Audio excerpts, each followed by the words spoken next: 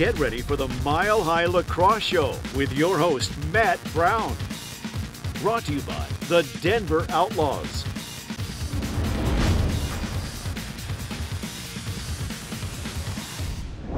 I'm host Matt Brown, and thanks for joining us on the Mile High Lacrosse Show. This is the weekly webcast chock full of Colorado lacrosse, so make sure you tune in each week for great guests and everything you need to know about Colorado lacrosse. Remember, you can always ask questions for future shows by using the hashtag Mile High Lacrosse Show in your social media posts. My guests today are two Colorado lacrosse high school legends, and Eric Law and Ben Allison. Eric, an Arapahoe grad. You obviously played at the University of Denver. Had the honor of coaching you for 3 years. Now you're with the Colorado Mammoth and Denver Outlaws. And Ben Allison, East High School, and gone on to create this Denver City Lacs. Both now directors of Denver City Lacs and their programming. And so Ben, why don't you start off by telling our fans the history about Denver City Lacs, what it is, what it's all about, and how you've gotten to where you are today. Yeah, absolutely. Thanks for having us here tonight. And what Denver City Lacs is it's a sports-based youth development organization. We got started in 2007, and what we do is we bring the game of lacrosse to urban neighborhoods here in Denver where it wasn't previously exposed. And one of the main ways that we do that is we remove the financial barrier to the game. So we cover 100% of the registration fees, equipment costs, etc. And then once we get people involved in the game, we are also coupling that with a lot of enrichment educational opportunities. That's awesome. And talk about growth of lacrosse here in Colorado. Yes. What a prime example as far as providing equipment to youngsters and boys and girls, and get them on the field and competing and introducing them to this great sport. Eric, I know you've joined Denver City Lacs, within the last year or so. Yep. Talk to us a little bit about the programming as far as the spring goes and some of the offerings that you have in the summertime. So far for the programming sake is this year it's going to be a really exciting year. We have 10 teams, so 6 boys teams and 4 girls teams. So we've added probably close to 30 to 35 kids from this past year. So we're expanding every year. The growth keeps coming. Kids keep wanting to play. And it's been pretty interesting. For the first year, we've actually had to turn some kids down. So it's pretty interesting to see that. And so during the spring, we just play the games. And then once it gets to the summertime and kids kind of go off from once the season's over with the CYLA, with the Colorado Youth Lacrosse Association, then the kids that want to play in the summer and that we see fit, we help put them into different camps and other teams around the state of Colorado, such as Denver Leads, the 3Ds, all those special teams, and then a lot of camps that are privately run, such as Boomtown, such as the Accelerate camps, a lot of camps that really help us out. The whole Youth Lacrosse Association does a great job. They do a great job for us helping scholarship kids in those camps. So we help put those kids in. If the kids want to keep playing lacrosse, we try to keep allowing for that opportunity.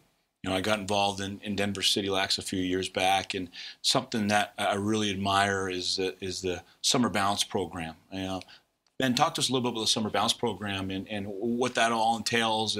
I know it's not just lacrosse-oriented. Talk to us about your experience being a part of it the last couple of years. Yeah, I mean, what Summer Bounce is it's a summer program run by our friends at Metro Lacrosse, which is in Boston. And they've got this 1 week program, it's 1 week of middle school, 1 week of high school during the summer. It's at a school called the New Hampton School in New Hampshire. And Metro Lacrosse has been generous enough to extend invites to Denver City Lacs and other organizations from the country to make it a true national urban lacrosse summer camp. And we send about 20 kids out per summer. Each summer they go out to New Hampshire. They're there at the New Hampton School for a week.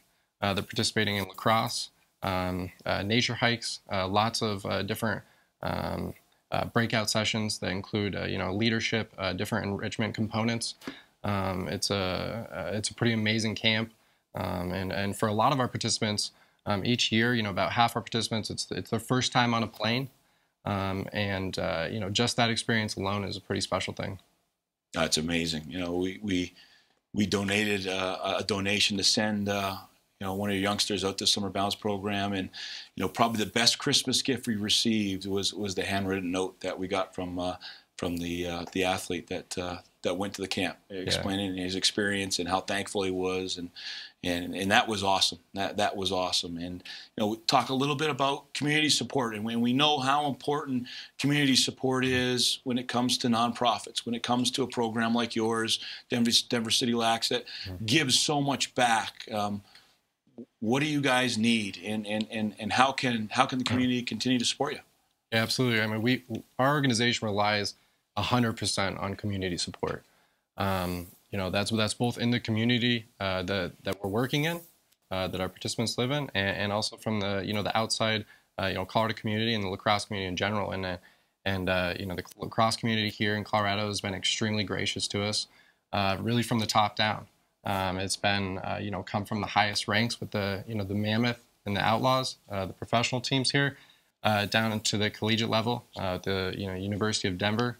Yourself, we've been very fortunate to have a Coach Tierney and yourself, on our board, and down through the high school ranks as well. So we've got different ways that people can get involved. One of the ways is that they can become a coach, and our coaches are not only lacrosse coaches, they're also mentors, and then also. Making a donation to our organization is extremely helpful, that's what keeps our organization running, and keeps us allowing to grow the sport, add more kids each year, and continue to offer the new kids and the returning kids more experiences. You mentioned Denver Outlaws, and we have the westward best of Colorado, Denver Outlaws, sitting right next to us, in between us here. Just got voted upon today.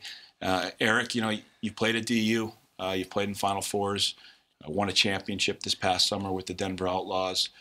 Thousands of things you could have done in the lacrosse world. And why did you decide to work with Denver City Lacs? I really think it was an easy decision when you think about what you want to do. And lacrosse, like you said, right off all those things, lacrosse has given me everything in my life, from my best friends to meeting some of the great mentors I've ever had, to now being able to work kind of a dream job, being able to work with kids every day and teach kids lacrosse for the first time in my home state of Colorado. It sounds so cliche, but it really is a dream come true. And it's awesome. It just felt like kind of the right thing to do. And that's what I think is so great about the lacrosse community. All the way from a lot of the coaches that we have that come and help us, they've all played the game, and they all have this sense of urgency to give back to the game. And I think that's what makes lacrosse so special. You have players all around the world that want to do anything to give back to the game that give them so much. And I think that's why you see so many professionals going out and still working with kids and doing the little things that make such a big difference. And to be able to be part of Denver City Lacs and see the smiles on these kids' faces, it's brought a newfound love for the game for me. Yeah, that's something that I'm so proud about Colorado lacrosse, is how much people give back. You look at a guy like Mac Freeman, VP of the Broncos, who spends his afternoons after working down at Mile High, coaching youngsters in Northeast Denver. That's pretty amazing. Along those same lines, Denver Broncos, one big event annually that Denver City Lacs does, and it was just this past February, the second annual Denver City Lacs Sports Gala at Sports Authority Field at Mile High. Ben, talk to us a little bit about the gala. What's it all about? What people can expect, and how do we get more people to come next year? Yeah, and we've got our Mile High Gala this last February. Just a little over a month ago was our second event, and it's been a great event. The Colorado lacrosse community and the Colorado community in general has really turned out for it. Our first year, we had a little over 300 guests there. We had an excellent time. We were able to raise significant funds for the organization, which was great. And then this last year, we were sold out. And so, I don't know if we can get more. We're gonna have to figure out how we can, make room to get more people there this next year. But we've been so fortunate to have, so much support from the community, And we just hope that we can continue that. And I think that we can, because everyone that came to the gala has got positive things to say. I think that they feel that they're making a true impact, and they are. In addition to that, they have a great time. It's a real fun night, and I think that it's definitely become a staple in the Colorado lacrosse community. It's definitely a great night, and when people see how much yourself and your dad Rod and Eric and Dylan Roy give back, that they'll jump right at it and they'll be a part of it. So that was great. Fans, we're going to switch gears real quickly, and we're going to do our extra man offense segment. We're going to ask a couple questions here for Ben and Eric. Just a reminder, for future shows, you can always submit your questions using the hashtag Mile High Lacrosse Show and any of your social media posts. So first one, guys, if somebody wants to get involved, whether it be a coach, whether it be on the board, what's the best way to do it? Yeah, the best way to do that is check out our website, citylikesdenver.org.